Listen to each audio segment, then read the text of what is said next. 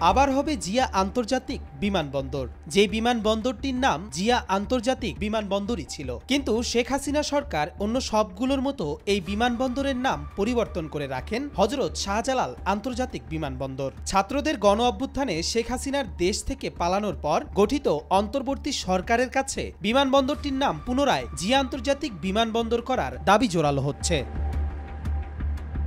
ঢাকার হযরত শাহজালাল আন্তর্জাতিক বিমানবন্দরের নাম পরিবর্তন করে আবার জিয়া আন্তর্জাতিক বিমানবন্দর করার দাবিতে মানববন্ধন অনুষ্ঠিত হয়েছে। এই মানববন্ধনে কয়েকশো মানুষ অংশ নেন। তারা জিয়াউর রহমানের স্মৃতির প্রতি শ্রদ্ধা জানিয়ে বিমানবন্দরের পুরনো নাম ফিরিয়ে আনার দাবি করেন। অংশগ্রহণকারীরা বলেন, ১৯৮১ সালে বিচারপতি আব্দুস সাত্তারের সরকারের সময়ে বিমানবন্দরের নাম রাষ্ট্রপতি জিয়াউর রহমানের নামে করা হয়েছিল, কিন্তু পরবর্তীতে আওয়ামী লীগ সরকার ষড়যন্ত্র করে এর নাম পরিবর্তন করেন। এখন তারা সেই নামটি পুনর্বহাল